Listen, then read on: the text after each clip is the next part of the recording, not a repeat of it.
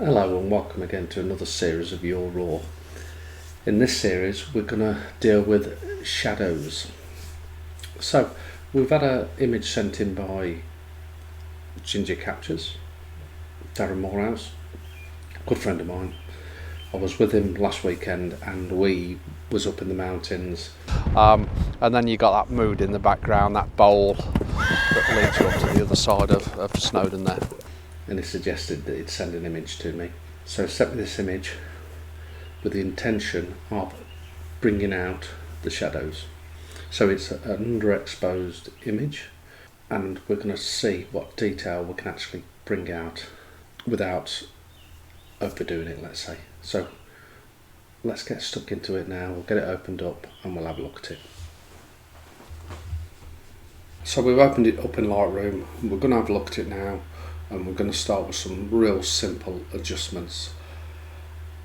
What we're going to do is have a look at that what detail we've actually got in the shadows and see how aggressive we can be at pulling that detail out and how aggressive we want to be. So obviously the first thing I'm going to do is up the exposure and have a look. Have a real deep look at it. And then we're going to zoom right in to the shadow area. I'm quite deep in there. We have got a bit of noise obviously as we've brought that exposure up, but it's not actually too bad. It's quite good. It's been shot on a Fuji X-T2. I'm not really up on the Fujis, but I think it's Fuji X-T2. The settings for the image are ISO 200, 13mm f11, 50th of a second. So we potentially, if a windy morning, we could have had potentially a little bit of movement on the tree. Doesn't look like there is, so that's good. Again, like I say, we've got a little bit of grain in the image as we've brought that detail out. So what we'll do is we'll drop the exposure back down to something where we want the shadows to be, I think, and then we'll work from there. So somewhere, it's 2 stops over, that is. So what we could have done was actually bracketing a shot 2 stops over, which would get this image, and then we could, if we stopped it 2 stops under, we'd have give an image around that for the sky. Now them 3 images blended together, bracketed, would work really well. So, but we've got 1 image to work with. So this is what we're going to do. We're going to up the exposure a little bit. I'm going to drop the highlights to bring out that detail back in the sky, and we're probably going to keep that all the way down. Shadows, then I'm going to bring up a little bit, but I don't want to bring it up a lot because them shadows and highlights is the drama in the image. And I'm going to stick to somewhere around that area there. What I am going to do is I'm just going to up the luminosity just to get rid of a bit of that grain in the image. I don't up the luminosity more than 30, so I'm going to go about 116. I don't think I'm going to go any more than that. We've got a bit of grain. Let's just shove it a touch more. Okay, I think that's okay. So we've already made massive changes to the image. Very simply made super changes. So now I'm going to refine my adjustments with more local adjustments. So what we'll do is, one thing I like to do is I like to enhance the sunburst, and to do that it's really simple. If you click on a layer mask and a brush, we will click on clarity, push it quite a way up, And then what we're going to do, we'll just paint over the rays of sunlight that are coming through, certainly in the bottom area there. And what that will do is it will enhance it. So let me just show you what it's actually done. So that's after, before, after, before. So it's made a massive difference. It makes them sun rays really pop well.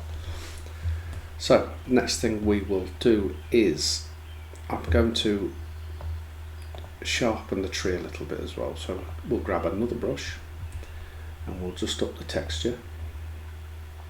Again, about 40, something like that. We can always adjust it afterwards.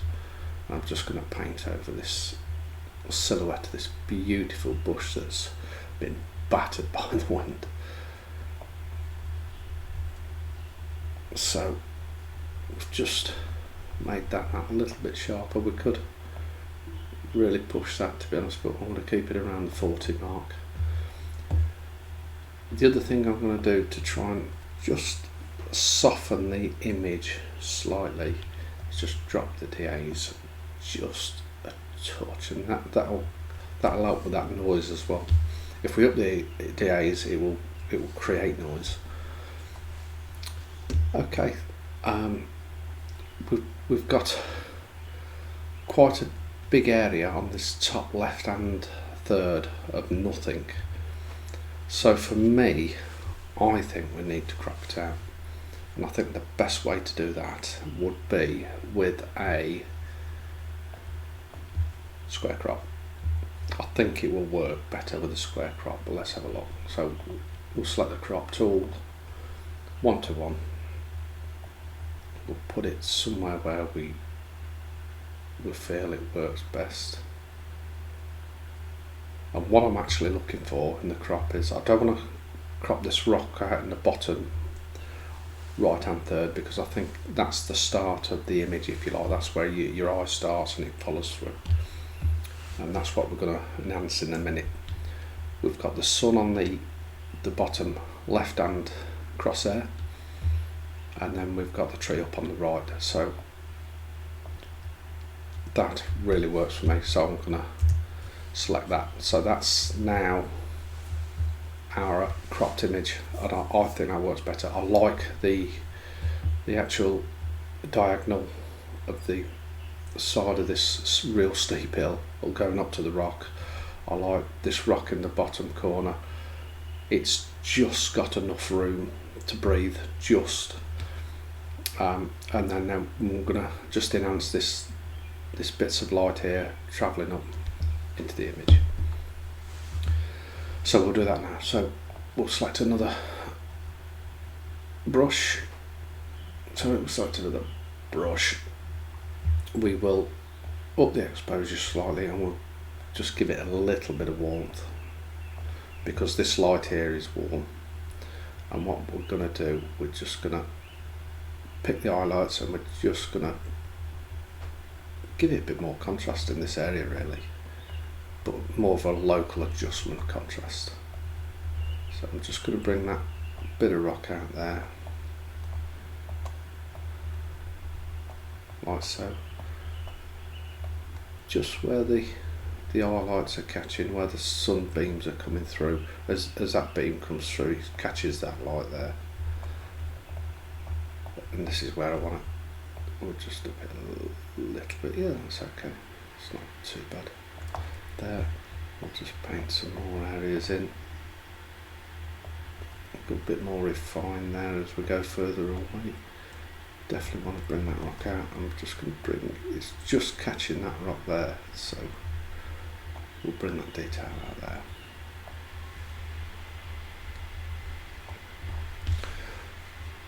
Another thing I like to do in when the sun's in the image is, if we select a radial filter, we'll just put that over the sun, and then we'll drop that DAs just slightly, and we'll up the temperature, give it a nice, just that extra hint of glow. I'll just show you what that's done. So that's after before, after. So it just gives that nice sun glow.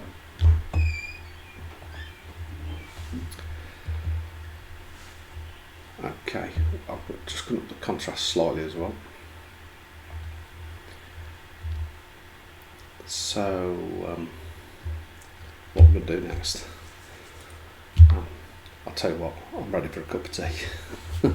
I think what I'm, no, we'll carry on. Should I get me a cup of tea? Tell you what I'm going to do, I'm going to make me a cup of tea and I'll be back. Sometimes when you're editing an image, it is best to have a break. But I was just gagging for a cup of tea, to be honest. So, I was literally just needed a cup of tea. Okay, let's get back into the image.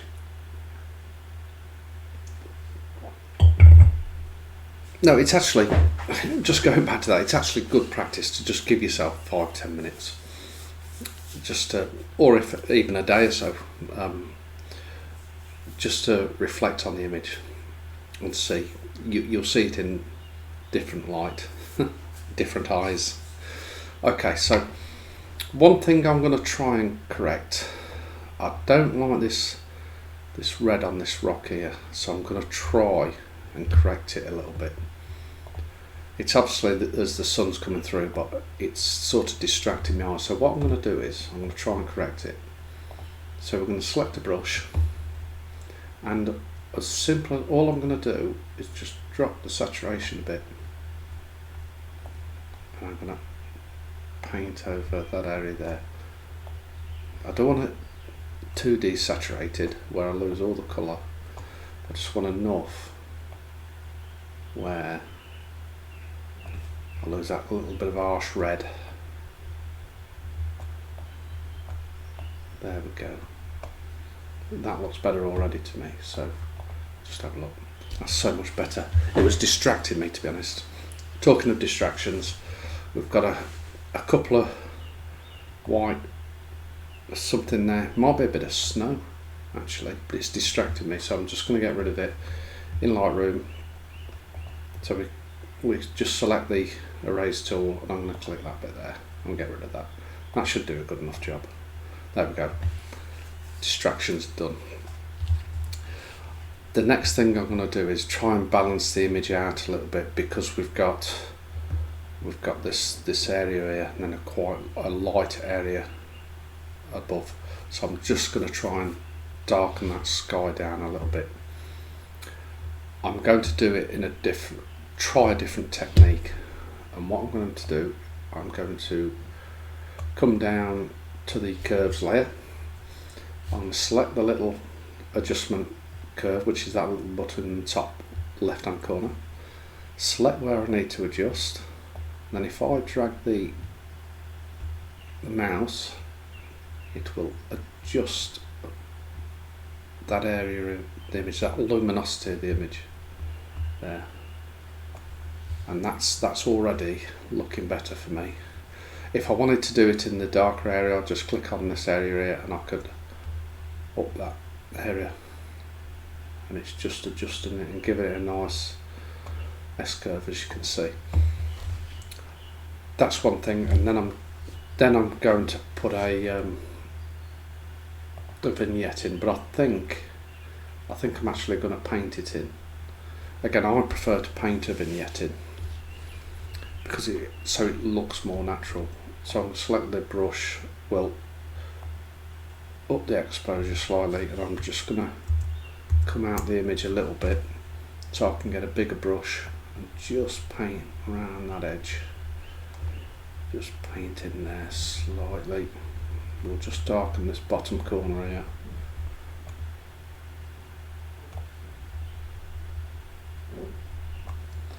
And I'm just going to up the exposure to see that's not actually about there. I think I can get away with that. We'll just come down this bottom corner again, just to darken that area.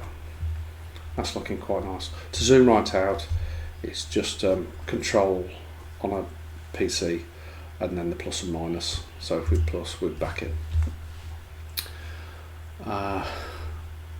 Okay, let's have a look at that image. I just want to brighten this rock up slightly here because I want this rock to be drawing you into the image. So we'll just select another brush and we'll just up the exposure again. We'll probably bring the whites up slightly and we'll bring that temperature up again because we want it to make it look as if it's the sun that's hitting the rock. It is hitting the rock, but I just want to bring that definition out a little bit more. There we go. Probably here and there as well. On that rock there. There we go. Probably on the side there and just a little bit more there. Again, we'll just have a look at the before and after effects of that, which is very, very subtle, but I do like it. Okay. Time for a quick cup of tea. Another drink of my tea. We don't want it to go cold, we don't want to waste good tea. It's good tea. One thing I can do is make a cracking cup of tea. And I do say so myself. Okay, I'm just going to drop the saturation, I mean just slightly, just slightly. If we obviously drop it too much, it gives it a nice mood actually with that drop in saturation. I'm going to bring it back to just -5, just a little bit. I think that helps the image as well. If we wanted to bring more detail out in this area here, let me just go in a bit. Because of that haze, we could potentially de-haze that area, but I think if we do that, it'll draw us eye into this area, which really isn't a lot going on. So let's just zoom back out there. I think I'm just going to darken this corner up with a brush again. So we'll just select a brush, up the exposure, or down the exposure I should say, just drop it down, and I'm just going to darken this corner in, just because I don't want your eye drawn into that corner.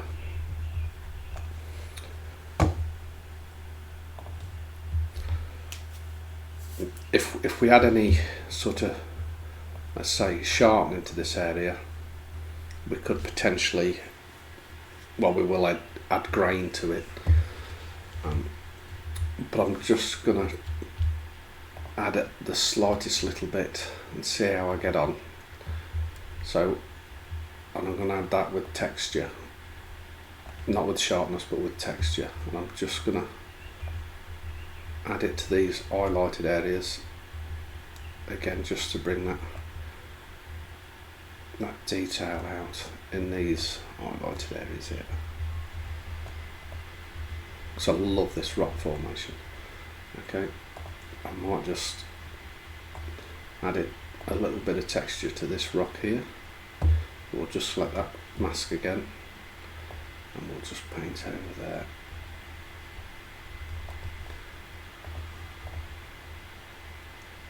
Okay, but I don't think I want to do any more to that image. I really do like the image.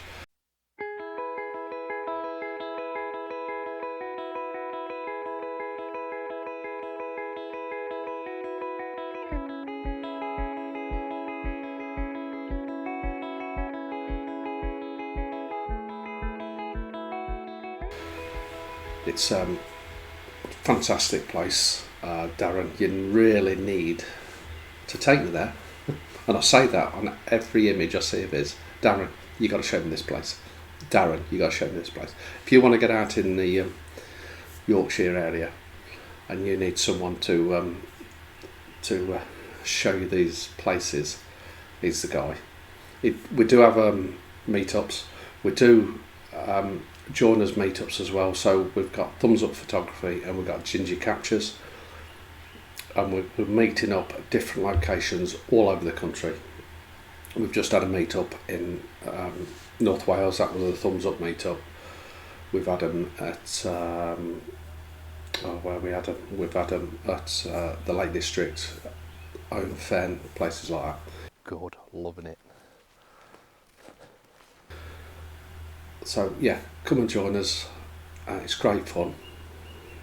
It's great with like-minded people around you. We have a really, really good time and a really good laugh.